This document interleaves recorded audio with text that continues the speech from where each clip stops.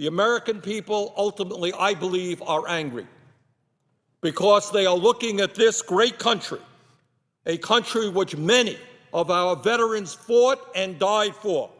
And what they are seeing is that this nation is losing its middle class, is losing its democratic values, and in fact is moving toward an oligarchic form of government where a handful of billionaires control the economic and political life of this nation. Madam President, in the United States today, we have the most unequal distribution of wealth and income since the 1920s. Now, you're not going to see what I'm talking about now. You're not going to see it on Fox. You're not going to see it on NBC or CBS. But it's important that we discuss this issue because it is one of the most important issues facing America. Madam President, today, the wealthiest 400 individuals in America own more wealth than the bottom half of America, 150 million people. 400 and 150 million. Today, and this is really quite amazing, the 6 heirs to the Walmart fortune, the Walmart company, of course, started by Sam Walton, his children, one family, now own more wealth than do the bottom 30% of the American people. One family owns more wealth than the bottom 30%, 90 million Americans. Today, the top 1% own 40% of all of the wealth in America.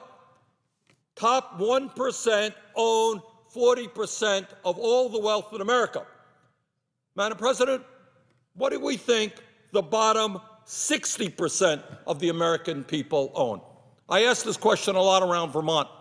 Have a lot of meetings. Say, what top 1% owns 40%? Okay. People say, yeah, we understand. That's not good. We understand that. What are the bottom 60%? People say, well, maybe they own 15%. Maybe they own 20%. Well, the answer is they own less than 2%. Less than 2%. So you got the bottom 60% of the American people owning less than 2% of the wealth. Top 1% own 40% of the wealth. And here's another astounding fact. And again, I know we don't see this too much in the media. Many of my colleagues don't talk about it too often. But incredibly, the bottom 40% of the American people own 0.3% of the wealth of this country. And I know we have some of my colleagues coming up here and say, look, not everybody in America is paying taxes. You got millions of people who are not paying any taxes. No kidding. They don't have any money because all of the money is on the top. Madam President, according to a new study from the Federal Reserve, median net worth for middle-class families dropped by nearly 40% from 2007 to 2010, primarily because of the plummeting value of homes.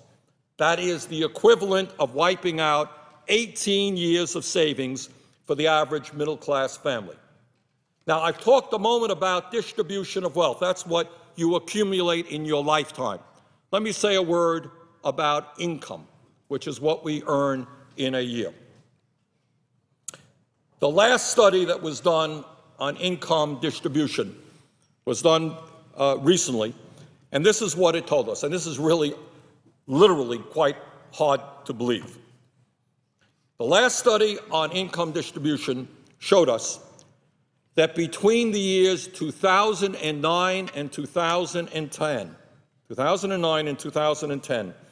93% of all new income created in the previous year went to the top 1%. 93% of all of the new income created between 2009 and 2010, last information we had, went to the top 1%, while the bottom 99% had the privilege of enjoying the remaining 7%. In other words, the wealthiest people in this country are becoming phenomenally wealthier, middle class is disappearing, and poverty is increasing.